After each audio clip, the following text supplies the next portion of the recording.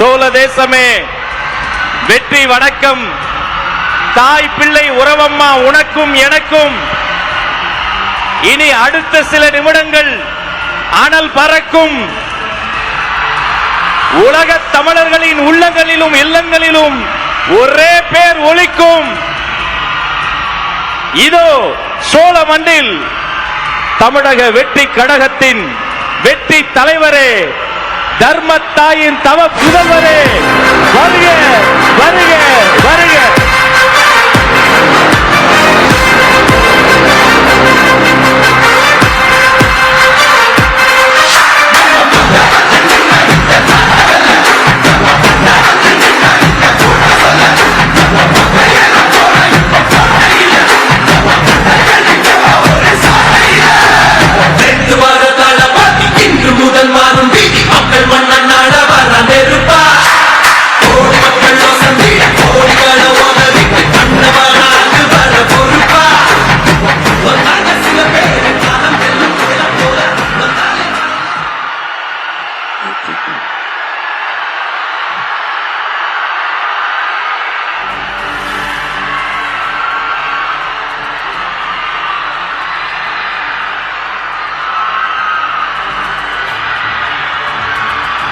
நன்றி நன்றி நன்றி.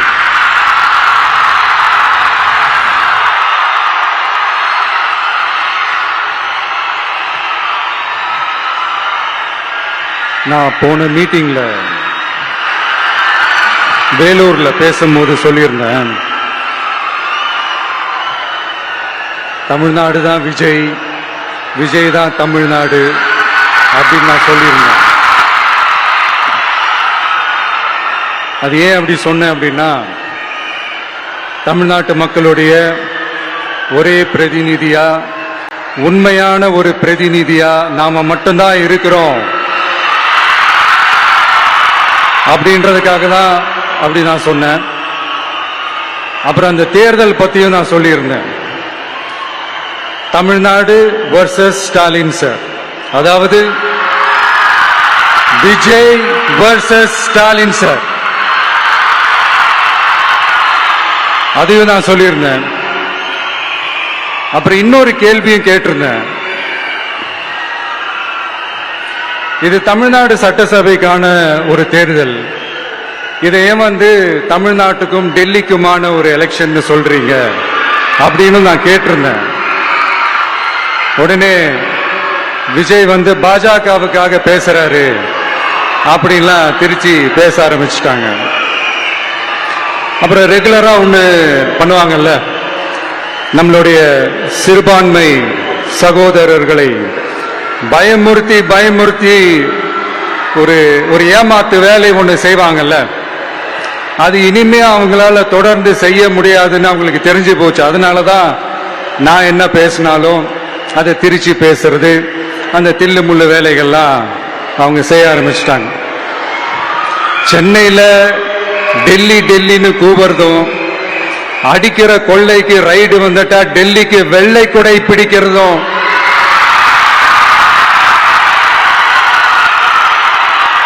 இதெல்லாம் யாருன்னு உங்களுக்கே நல்லா தெரியும். தமிழ்நாட்டை காப்பாத்துறது திமுக தான், தமிழ்நாட்டை பொழைக்க வைக்கிறது திமுக தான், இதெல்லாமே பண்றது திமுக தான், ஸ்டாலின் சார் தான். இதெல்லாம் ஒர்க் அவுட்டே ஆகாது பாஸ்.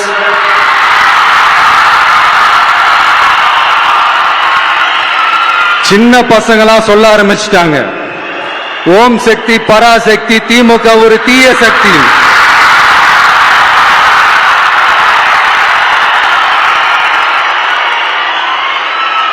அதனால இந்த தமிழ்நாடு இன்னொன்னு வேற ஒண்ணு சொல்றாங்க. அது என்னடானா, தமிழ்நாட்டு அணி டெல்லி அணியா.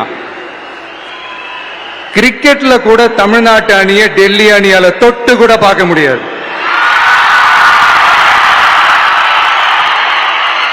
அப்படி இருக்கும்போது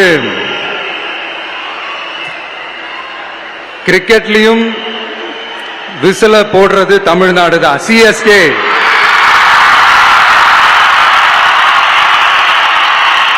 வரப்போற எலெக்ஷன்லயும் விசில போட போறது நம்ம டிவிக்கே தான். தமிழ்நாடு தான் டிவிகே, டிவிகே தான் தமிழ்நாடு. இந்த அணி, அந்த அணி, டெல்லி அணி, இதெல்லாம் அனைத்தும் உடைஞ்சி நொறுங்கும். டிவிகே அடிச்சு நொறுக்கும்.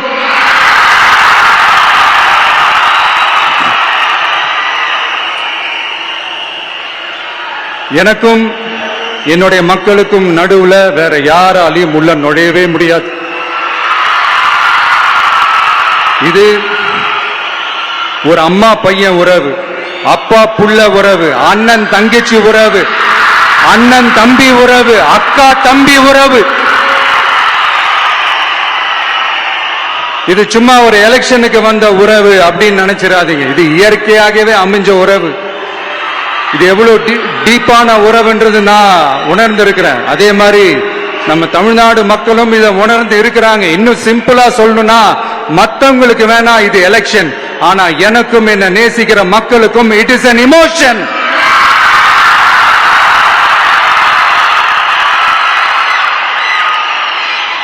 And it is not an ordinary emotion.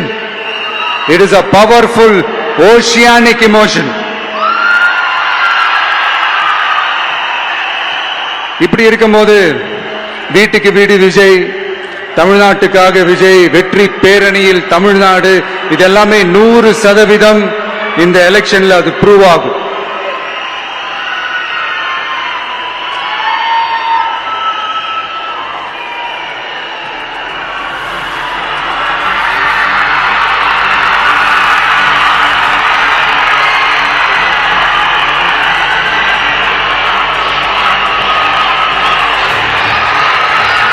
நீங்க எல்லாரும் எனக்கு இன்னொரு உறுதிமொழியை ஒண்ணு கொடுக்கணும்.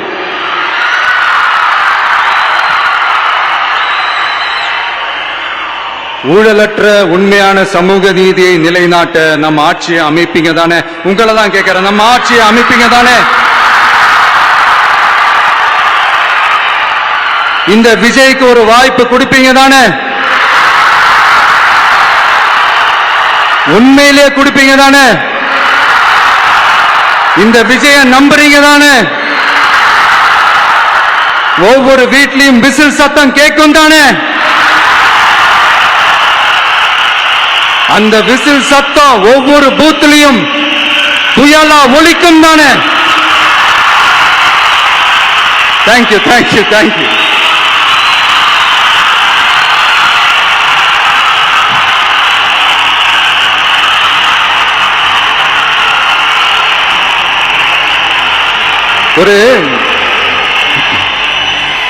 ஒரு டாக்டர் இருக்காருன்னா நாம எப்ப அவரை பத்தி யோசிப்போம்? இப்ப நமக்கு ஏதாவது உடம்பு சரியில்லை அப்படின்னா அவரை யோசிப்போம், அவர் ஞாபகம் வரும். அது மாதிரி நமக்கு ஏதாவது ஒரு பிரச்சனை அப்படின்னா ஒரு வக்கீலை தேடிப்போம், அவர் ஞாபகத்துக்கு வருவார். இது மனித இயல்பு. அந்தந்த பிரச்சனை வரும்போது நம்ம அவங்கவுங்களை தேடி போவோம். ஆனா ஆன் a டெய்லி பேசிஸ் நம்ம சும்மா சாப்பிடும் போது கூட நம்மள அறியாம ஒருத்தவங்களை பத்தி நினைப்போம், நம்மள அறியாம அவங்களுக்கு நாம நன்றி சொல்லுவோம். அந்த மதிப்பிற்குரிய அந்த மனிதர்கள் வேற யாரும் இல்ல, விவசாயி, விவசாயி, விவசாயி.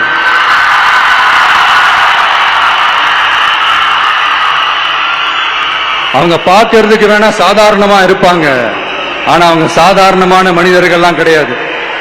இந்த உலகத்தையும் மனிதர்களையும் படைச்சது கடவுள்னு சொல்லுவாங்க, ஆனா அந்த கடவுளுக்கே படையல் போடுற உயர்ந்த மனிதர்கள் தான் நம்ம விவசாயிகள். இந்த பூமியில உயிர் இருக்குது, இந்த பூமியில பூ பூக்கும், காய் காய்க்கும், பூத்து குலுங்கும்னு இந்த பூமியை அழகா காட்டி இந்த பூமியை சாமி ஆக்குறதுல இயற்கையோட சேர்ந்து நம்ம விவசாயிகளுக்கும் ஒரு முக்கிய பங்கு ஒண்ணு இருக்கு. அதனால நான் ஏதோ ஓவரா ஏதோ சொல்றேன்னு நினைக்காதீங்க. எனக்கு இந்த அடுத்த ஜென்மம் மறுபிறவியை பத்தி எல்லாம் எனக்கு தெரியாது. அது உண்மை அப்படின்னா அடுத்த ஜென்மத்துல நான் ஒரு விவசாயி குடும்பத்துல பிறக்கணும்னு ஆசைப்படுறேன்.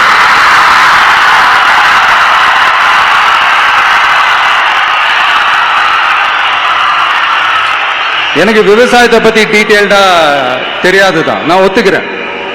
அதனால மத்தவங்க மாதிரி நானும் டெல்டாக்காரன் தான் அப்படின்னு உங்க காதுல டால்டா ஊத்தலாம் நான் வரல. எனக்கு விவசாயத்தை பத்தி டீட்டெயில்டா தெரியலனா கூட அவங்க படுற கஷ்டங்களை பத்தி எனக்கு நல்லாவே தெரியும். நம்மளுடைய முதல் அரசியல் பயணம் தொடங்கினதே அந்த பரந்தூர் விஷயத்தை கையில் எடுத்துதான். அதனால நம்மளுடைய இந்த ஆட்சி அமைஞ்சதும் தீர்க்க வேண்டிய முக்கியமான பிரச்சனைகள்ல நம்மளுடைய விவசாய பிரச்சனைகளும் ஒண்ணு. முதல்வர் அவர்களுக்கு இந்த மாதிரி நீங்க அது செஞ்சிட்டேன் இது செஞ்சிட்டேன் அப்படின்னு நிறைய பெருமையா சொல்லிக்கிறீங்களே, ஒரு அடிப்படை ஒரு பிரச்சனையை பத்தி ஒண்ணு பேசுவோமா? கொஞ்ச நாளைக்கு முன்னாடி ஐநா சபை ஒரு ரிப்போர்ட் ஒன்று வெளியிட்டு இருந்தாங்க. அது கூட தினத்தந்தி நியூஸ்ல கூட வந்துச்சு. உடனே கூகுள் பண்ணி எதுவும் தேடாதீங்க, உங்க ஏஜென்சி வச்சு எதுவும் சர்வே கிருவே எடுக்காதீங்க. எதுக்கு உங்களுக்கு சிரமம்? நானே என்னன்னு சொல்றேன். தண்ணீர் திவால் அப்படின்ற அந்த தலைப்புல தண்ணியே இல்லாம திவால் ஆக போகுது அப்படின்ற அந்த கட்டுரை படிக்கும் போது உண்மையிலேயே மனசுக்கு ரொம்ப பகீர்னு இருந்தது. இந்தியாவிலேயே அது முக்கியமா நம்ம தமிழ்நாட்டில் இன்னும் கொஞ்ச காலத்திலேயே தண்ணியே இல்லாம திவாலாக போகுதான். அதுக்கு காரணம் நிலத்தடி நீரை பாதுகாக்காம விட்டதுதான் காரணமா. மண்ணையும் மணலையும் கொள்ளையடிச்சா பின்ன வேற என்ன நடக்கும்? மலைகளை முழுகினா பின்ன வேற என்ன நடக்கும்? கனிம வளங்களை கொள்ளையடிச்சா பின்ன வேற என்ன நடக்கும்? இந்த மணல் கொள்ளையில ஈடுபட்டவங்களை மேல நீங்க சரியா நடவடிக்கை எடுக்கலன்னு அது போதுமானதாக இல்லை அப்படின்ட்டு சென்னை உயர்நீதிமன்றம் சொன்னிச்சே, மறந்துட்டீங்களா? இந்த மணல் கொள்ளை, கனிம வள கொள்ளை, இதுக்கெல்லாம் காரணம் மணல் மாஃபியா குரூப் தான் மதுரை உயர்நீதிமன்றம் அந்த கிளை சொன்னிச்சு. அதை மறந்துட்டீங்களா? இந்த மணல் மாஃபியா குரூப் ஆதரவு அளிக்கிறது யாரு? உங்க திமுக கவர்மெண்ட் தானே. அது இல்லைன்னு சொல்ல முடியுமா? அவங்களோட டீலிங்ல இருக்கிறது யாரு? நீங்க தானே. அது இல்லைன்னு சொல்ல முடியுமா? தண்ணி திவாலாக போகுது, மணல் திவாலாக போகுது, கனிம வளம் திவாலாக போகுது. மொத்தத்துல உங்க ஆட்சியில தமிழ்நாடு திவாலாக போகுது. கடன் மேல கடன் வாங்கிட்டு உங்க கவர்மெண்டே குப்பராட்சி படுத்துக்குச்சு. உங்ககிட்ட பேசுறதும் ஒண்ணுதான். சரி, அதை விடுங்க.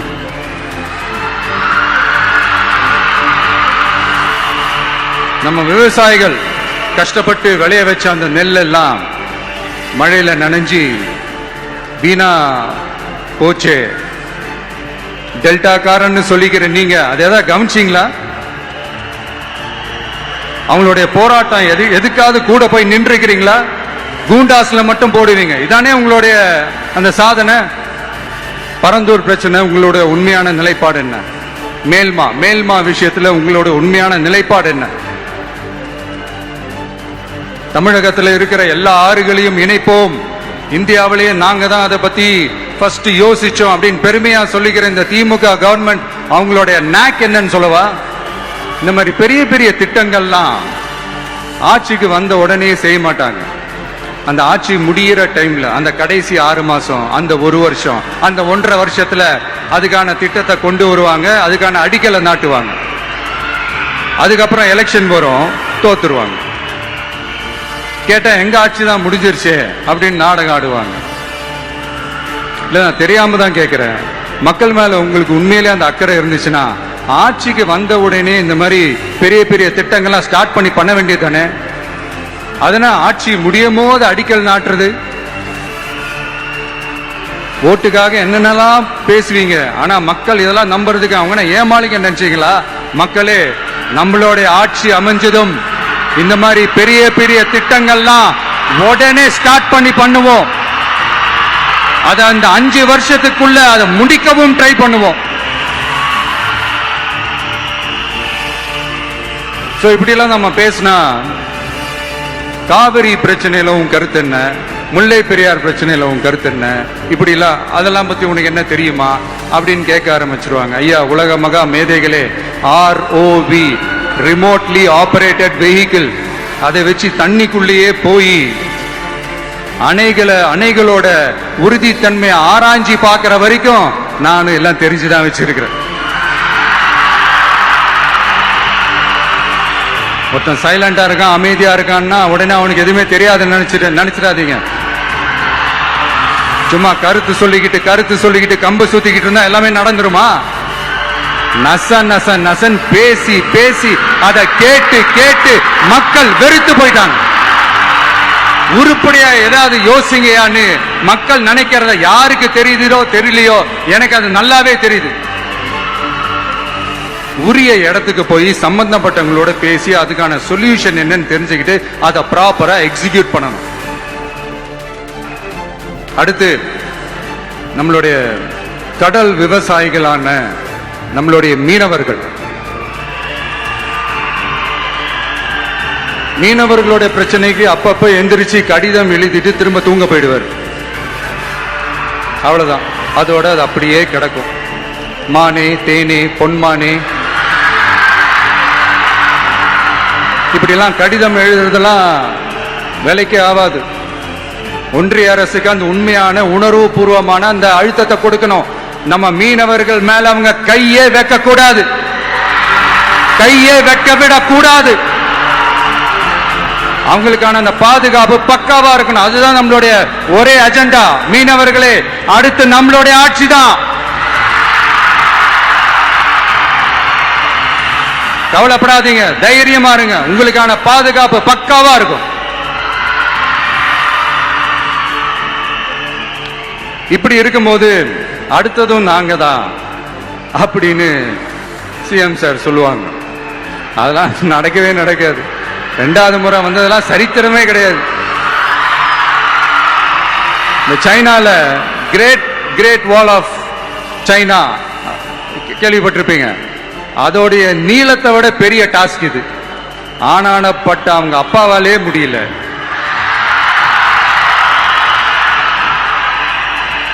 நான் முன்னாடியே சொன்ன மாதிரி உரிய இடத்துக்கு போய் சம்பந்தப்பட்டவங்களோட பேசி அதுக்கான சொல்யூஷன் என்னன்னு தெரிஞ்சுக்கிட்டா அதை எக்ஸிக்யூட் பண்றது தான் ஒரு தெளிவான அரசியல். சும்மா ஆறுதல் சொல்றதெல்லாம் தெளிவான அரசியல்லாம் கிடையாது.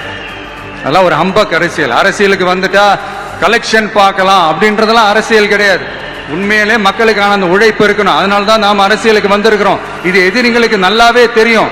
அதனாலதான் நம்மளை சுத்தி அத்தனை சதிகள். அதுல முக்கியமான சதி என்ன தெரியுமா? இத பாரு, ஒண்ணு நீ இல்லனா நான் இல்லனா நீ இல்லனா நான். நமக்குள்ள வேற எவனும் நடுவுல வந்துடக்கூடாது. நாம 2 பேரால மட்டும்தான் மக்களை ஈஸியா ஏமாத்த முடியும். இந்த விஜய் வந்ததுனால நமக்கு பொழப்பே போச்சு. மக்கள் வேற அவனை தான் நம்புறாங்க. நாம வெளியே அடிச்சுக்கிற மாதிரி அடிச்சுக்கிட்டாலும் உள்ள நம்மளுடைய டீலிங் பக்காவா இருக்கணும். மக்களோட ஃபீலிங்ஸ பத்திலாம் நமக்கு கவலை இல்லை. நமக்கு டீலிங் தான் முக்கியம். மாத்தி ஆட்சிக்கு வந்துடலாம்னு நினைச்சோம். ஆனா அது நடக்காது போல் இருக்கு. அதனால நீ என்ன பண்ற? எஸ்ஓபி போட்டு ஒரு பக்கம் அவனை தடுத்துரு, இன்னொரு பக்கம் அவன் மேல பழி போட்டு நானும் தடுத்துறேன். என்ன ஓகேவா? டீலிங் ஓகேவா? ஓவர்.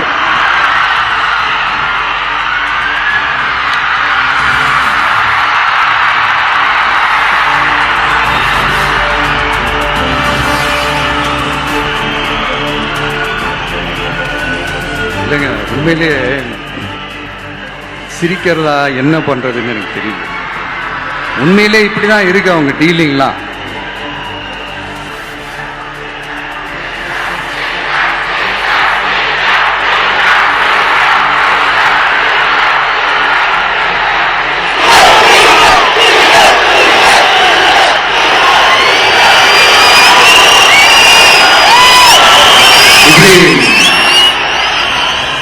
பழி மேல பழி போட்டு கரூர்ல ஆரம்பிச்சு நம்ம ஜனநாயகன் படம் ரிலீஸ் வரைக்கும். ஆனா அந்த ரிலீஸ் பிரச்சனையில நிறைய பேர் குரல் கொடுத்தாங்க. முக்கியமா நம்மளுடைய முதல்வர் அவர்கள் கூட பூசி மொழிகி பட்டும் படாம குரல் கொடுத்தாங்க. But what ever it is, குரல் கொடுத்த அவங்களுக்கும் மற்றவங்க எல்லாருக்கும் இந்த நேரத்தில் என்னுடைய நன்றியை தெரிவிச்சுக்கிறேன். இப்படி நாம வெளிப்படையா பேசுறதுனால சிஎம் சாரோட மனநிலை இப்ப எப்படி இருக்கும் தெரியுமா? ஏற்கனவே கட்சிக்காரங்க தொல்லை தாங்க முடியல, தூங்க விட மாட்டேறாங்க. இந்த விஜயும் வந்து தூங்க விட மாட்டான். நம்ம பாட்டுக்கு ஹைவேல சைக்கிள்ல சோலாவா போலான்னு நினைச்சோம். இவன் என்னடான்னா மக்கள் சக்தியோட வந்துட்டு இருக்கான். இவன் தான் கேள்வி கேட்கறான்னு பார்த்தா மக்களையும் கேள்வி கேட்க வைக்கிறான். 1000 ரூபாய் கொடுத்துட்டு இருந்தோம், 5000 ரூபாய் கொடுத்து ஏமாத்தலான்னு பார்த்தா அதையும் கேள்வி கேட்க வைக்கிறான். விசில் சத்தம் வேற விண்ண முட்டுது. கூட்டணி கட்சிகள் தொல்லை வேற தாங்க முடியல. இவன் பண்ற பிரச்சாரத்தையாத்த முடக்கலான்னு பார்த்தா அப்பவும் மக்கள் அவன் பின்னாடி தான் நிக்கிறாங்க. என்ன பண்றது ஏது பண்றதுன்னு தெரியாத ஒரு மனநிலையில இருப்பாரு. ஆனா சார், நீங்க இந்த விஜயம் முடக்கலாம், ஆனா ஒவ்வொரு வீட்டில் இருக்கிற ஒவ்வொரு விஜயும் ஒவ்வொரு விஜயையும் உங்களால முடக்கவே முடியாது.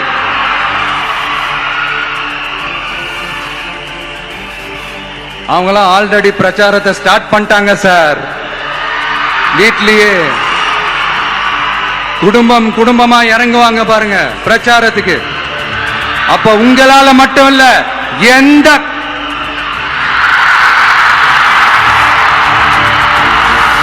யாராலையும் தடுக்க முடியாது.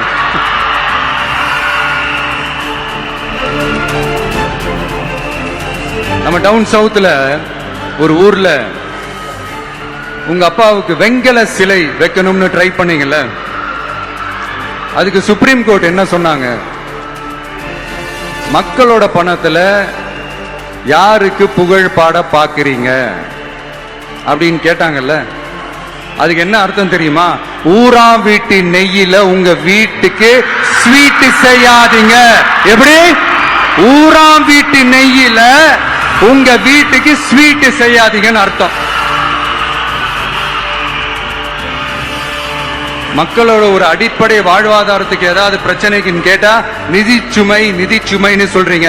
செல வைக்கிறதுக்கு மட்டும் எங்கிருந்து சார் காசு வருது?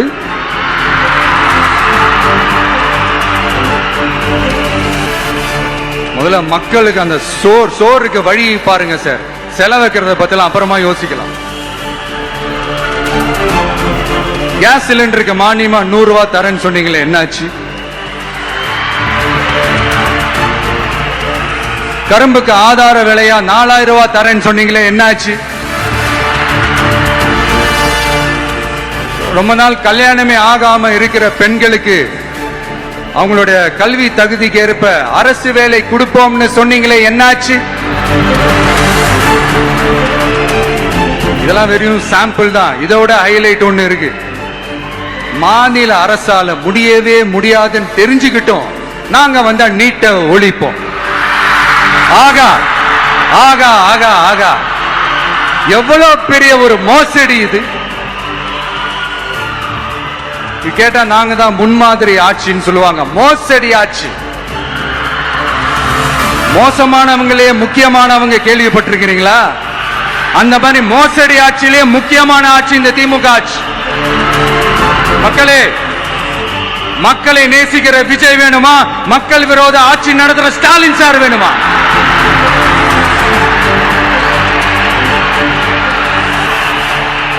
இந்த விஜய் நம்புறீங்களா, ஸ்டாலின் சார் நம்புறீங்களா?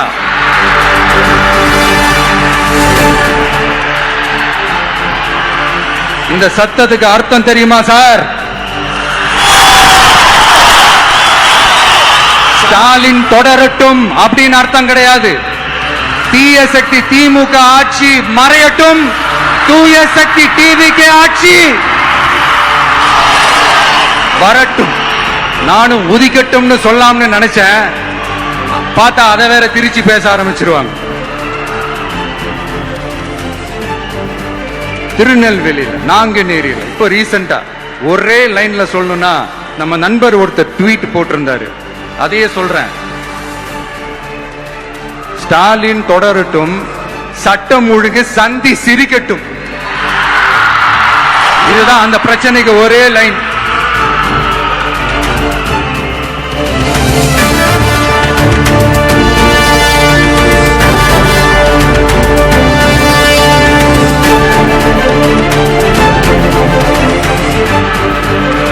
மக்களே, காஞ்சிபுரத்துல, வேலூர்ல எல்லாம் நம்மளோட விஷனை பத்தி சொன்னோம் இல்லையா? அதே மாதிரி இங்கேயும் சில விஷன்ஸை சொல்லணும். இது மற்றவங்க மாதிரி தேர்தல் வாக்குறுதின்னு சொல்லி ஏமாத்துறது கிடையாது. நம்மளை நம்புற மக்களுக்கு நம்பிக்கை தர்றது. நம்ம ஆட்சிக்கு வந்ததும் இதெல்லாம் செய்ய நடவடிக்கை எடுப்போம்னு சொல்றது. டெல்டா விவசாயிகள் சமீபத்தில் கூட உரத்தட்டுப்பாட்டை சந்திச்சிங்கல்ல. சில பேர் உரத்தை பதுக்கி வச்சு அதிக விலைக்கு வித்ததா நியூஸ்லாம் கூட வந்துச்சு. நம்ம டிவிக்கு ஆட்சி வந்ததும் உரத்தட்டுப்பாடு இல்லாம பார்த்துக்குவோம். 5 ஏக்கர் வரை நிலமுள்ள விவசாயிகள் வேளாண் கூட்டுறவு வங்கிகளில் வாங்கிய பயிர் கடன் முழுமையாக ரத்து செய்வதற்கும் 5 ஏக்கருக்கு மேல் உள்ள விவசாயிகள் வேளாண் கூட்டுறவு வங்கிகளில் வாங்கிய பயிர்க்கடன் 50% வரை ரத்து செய்வதற்கான சாத்திய கூறுகளை ஆராய்ந்து உறுதியாக நடவடிக்கை எடுப்போம். திமுக மாதிரி எல்லாருக்கும்னு சொல்லிட்டு அதுல தகுதி பிக்ஸ் பண்ணி பாகுபாடு காட்டி ஏமாற்ற மாட்டோம். எல்லாத்தையும் வெளிப்படையாக சொல்லுவோம். 2 ஏக்கர் வரை நிலமுள்ள விவசாயிகள் மற்றும் நிலமற்றவர்கள் குடும்பத்தில் யாரும் மாநில மற்றும் ஒன்றிய அரசு ஊழியராக இல்லாமல் இருக்கும் பட்சத்தில் அவர்களின் குழந்தைகளின் பொறியியல் மற்றும் மருத்துவம் உள்ளிட்ட தொழிற்கல்வி முதல் அனைத்து வகை படிப்புகளுக்குமான முழு செலவையும் அரசே ஏற்கும்.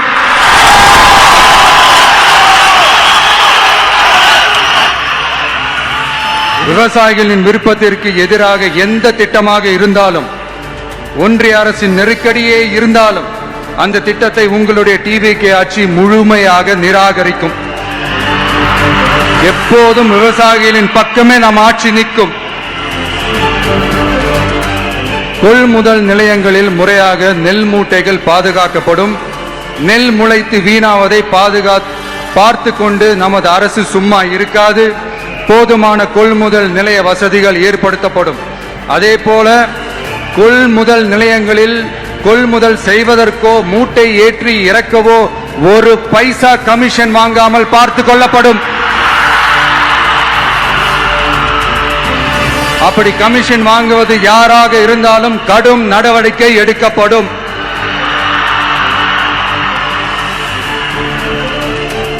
ஐநூறு ரேஷன் கார்டுகளுக்கு 1 ரேஷன் கடை என்ற வரையறை நிர்ணயிக்கப்படும். கிராமங்களிலும் எடையாளர் நியமிக்கப்படுவார். பெண் விற்பனையாளருக்கு பெண் எடையாளர், ஆண் விற்பனையாளருக்கு ஆண் எடையாளர் என்பது பின்பற்றப்படும்.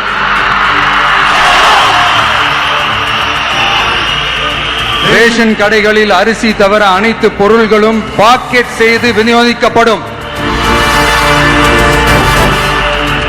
மீனவர்களுக்கு ஒன்றிய அரசு சட்டப்படியான பாதுகாப்பை உறுதி செய்ய வேண்டும். அதற்கான உண்மையான உணர்வுபூர்வமான அழுத்தத்தை ஒன்றிய அரசுக்கு நமது டிவிக்கு அரசு கொடுக்கும். நான் மீண்டும் சொல்றேன்.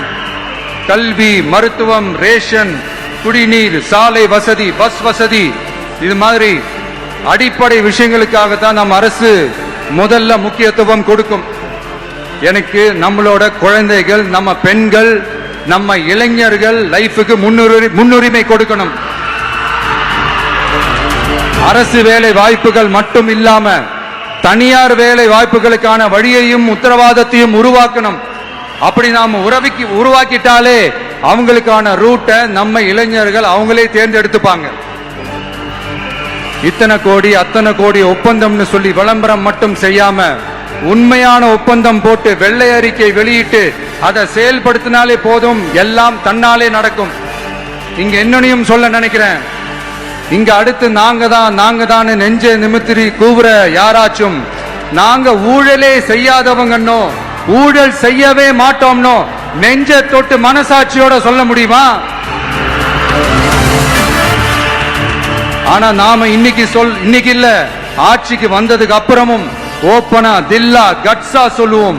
ஊழல் லஞ்சம் இல்லாத ஒரு ஆட்சியை கொடுக்க உண்மையா ட்ரை பண்ணாலே போதும், எல்லாம் தன்னாலே நல்லா நடக்கும். எல்லாரும் கொஞ்சம் கை இப்படி வைங்க. எங்க ஓட்டு எங்க உரிமை.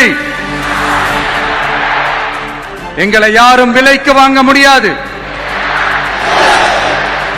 எங்க ஓட்டு விசில் சின்னத்துக்கு தான். யாரையும் நம்பி ஏமாற மாட்டோம். எங்க வார்த்தையிலிருந்து மாற மாட்டோம். இது நிஜம். தேங்க்யூ.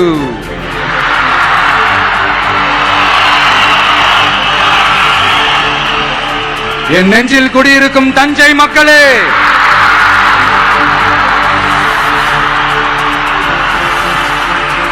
என் நெஞ்சில் குடியிருக்கும் வேலூர் மக்களே, வேலூர்ல இதை நான் சொல்ல மறந்துட்டேன். சாரி, உங்களுக்காக இங்க நான் சொல்றேன். உங்களோட நான் இருக்கேன், நம்மளோட நம்ம மக்கள் இருக்கிறாங்க. இதுக்கு மேல என்ன வேணும்? கான்பிடென்டா இருங்க. நல்லதே நடக்கும். வெற்றி நிச்சயம். மீண்டும் சந்திக்கும் வரை நன்றி, வணக்கம்.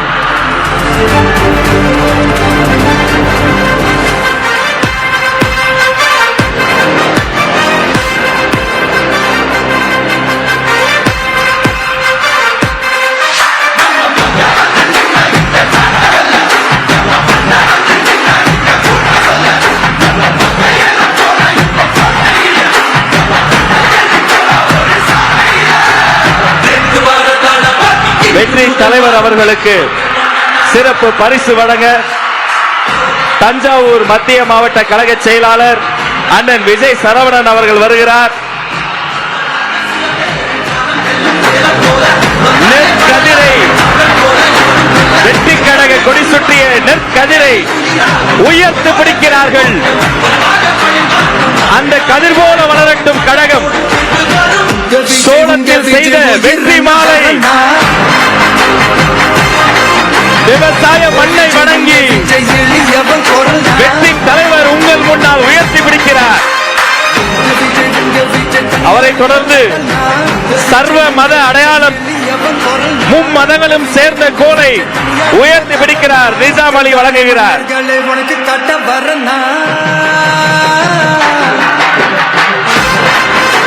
அவரை தொடர்ந்து மதன் அவர்கள் வழங்கக்கூடிய வெற்றி கப்பல்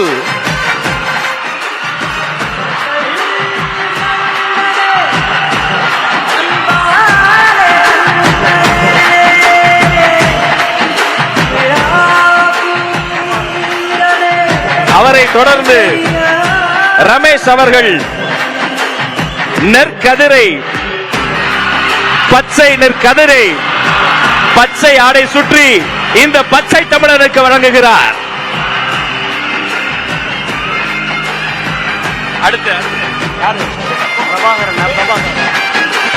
வெற்றி தலைவருக்கு அண்ணன் பிரபாகரன் வெற்றி செங்கோலை வழங்குகிறார்.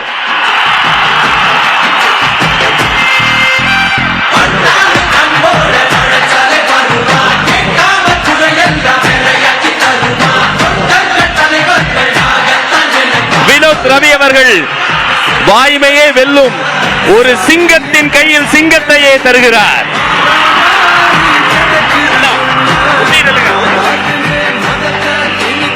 அசாருதீன் அவர்கள் தளபதி திருவுருவம் பொதித்த தளபதி உருவம் பதித்த செங்கோலை தருகிறார்.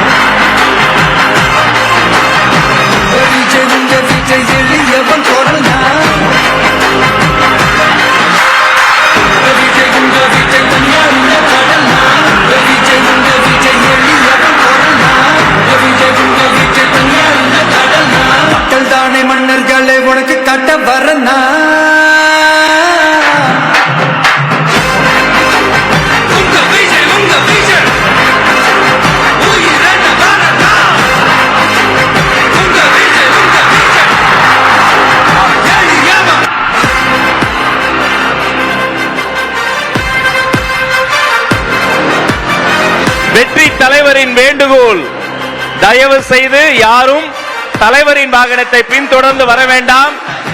உங்கள் மீது உள்ள உரிமையில் வெற்றி தலைவர் அவர்கள் அன்பு கட்டளையிட்டிருக்கிறார். அவர் சொன்னதை செய்வோம். வெற்றி கனியை அவருக்கு பரிசளிப்போம். இன்று முதல் மாறும் வீதி மக்கள் மன்னன் நாளவர நெருப்பா. பாதுகாப்பு கருதி தலைவர் மீண்டும் அறிவுறுத்துகிறார், தயவு செய்து யாரும் வாகனத்தில் பின்தொடர்ந்து வர வேண்டாம். இத்தனை நேரம் அன்பு கூர்ந்து கேட்ட அத்தனை பேருக்கும் வெற்றி வணக்கம், நன்றி.